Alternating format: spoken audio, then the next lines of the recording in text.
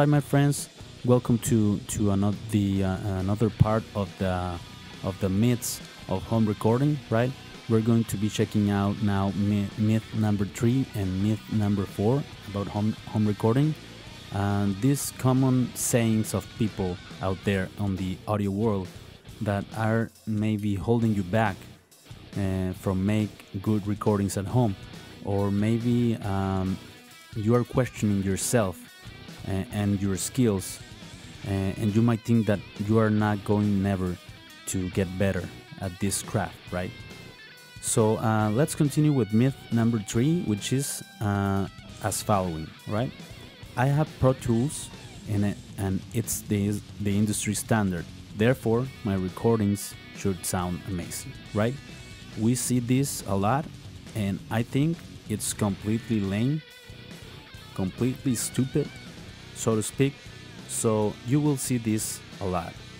People will buy Pro Tools system and then they will bash all the other softwares out there, while at the same time they are going to be saying that just because they own a Pro Tools software, and they are going to be saying that Pro Tools makes you better and the other programs you are not going to get pro recordings, right?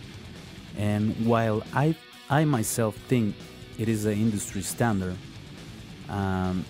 because I see this software in a lot of the pro studios around the world, a lot of professionals use this software, but let's not get ahead of ourselves, right?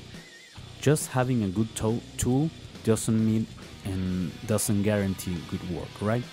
I myself am a Cubase user, right? That's the software I owned and have learned in all these years along the way, and that's the software I feel confident in, and I think I can make very cool mixes and recordings in this software, right? Because I know the software, I have used it a lot, I'm very familiar with the tools, right? So this is what it's about, right? To know your stuff. You don't need to buy Pro Tools just to have better recordings, right? The software will not record for you. The software will not mix for you. You still have to practice a lot and to improve your skills, all right? And so it takes experience for you to get better, not money, all right? So get the right tool for the job, all right? Feel good with the software, stick to it, learn it, and record mix, and you will see that mix after mix, record after record, you are going to get better. That's inevitable, okay? So I have seen really good recordings on a lot of softwares. I have seen good recordings and awesome recordings in Logic, for example, in Nuendo, in Reaper, right, which is some of the most affordable softwares out there. I have seen also good recordings in Sonar, in Reason, right? So there are a lot of softwares out there, and I think all of them are capable of do anything. We just have to learn them, right, and to become familiar with them, and so that we can get out the best out of them, right? So this is myth number 3, and let's continue with myth number 4, which says that my recordings sound good to me, so they must be good, all right? So we have to be honest with ourselves, all right? So just because we think that our recording sounds good doesn't necessarily mean they are good. Why? Well, maybe we're listening to our mix in our headphones, all right?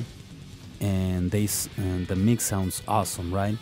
But what happens when we put this mix, and you know, we might have a very good low end on our mix, and with our headphones it sounds amazing. But what happens if we move the song to another speakers, are we still listening to the bass, right? Are we still listening to the mix well balanced? So it's very important that when we mix, as I said this before on a previous tutorial that I did of mixing here on this channel, our ears tend to get used to very quickly to a certain sound, right? And after 3 or 5 seconds, our ears get used to the sound, and they take that sound, and we feel that it sounds amazing. But when we compare it to maybe, or when we reference it to a pro mix, maybe it sounds like crap, right? So my advice to you would be to, when you are mixing, and check always how is the mix going in different devices, right? On your pro headphones, on your crappy headphones too, on your pro monitors, on your crappy speakers, computer speakers. Check your mix on your laptop speakers, on your cell phone, right? On your mono speaker from the cell phone, and check it out on the car, whatever you can, and always reference the songs that you are recording or mixing or mastering, and to have a reference of a pro mix, a song that you consider that is very professional, commercially released by one of the artists that you like, and so that in that way you are not going to be doing the things with your eyes closed, right? Blindly. So you are going to do things on a certain perspective. Why? Because there's a certain standard out there on the radio, and there's a certain standard that the people are get used to hear, right? So when they listen to a metal track, a death metal track, they expect to listen to certain guitar tones, certain drums, right? You cannot have well, I don't like to say you can't, because everything is possible in recording, but imagine a death metal track with very poor recording of the drums, right? So that the drums will be buried in a mix by the guitars, right? By the heavy guitars. So you really need a very punchy, aggressive drums as well, right? The kick drum, the snare have to cut through the mix, right? You're not going to put a pop acoustic drum kit on a metal track, right? You have to mix the song and record a song with an intention, with a purpose. So this is my advice to you, that always reference pro tracks, and you always listen to your mix on different devices, right? So this is myth number 4, people. It's very easy to fall off in these myths, because there's a lot of people out there that is constantly attacking us with these sayings. So you are smart. You are a smart person. If you're watching this, it's for a reason. Obviously, you care about good music and making great metal or rock recordings, or any genre, really. So do yourself a favor and don't listen to all these myths floating around on the internet or magazines. All right.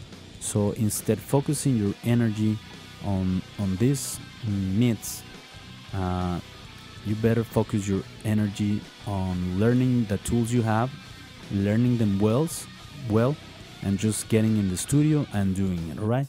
So happy mixings, happy recordings. Thank you very much for watching, and we'll see you in the next video, guys. Thank you.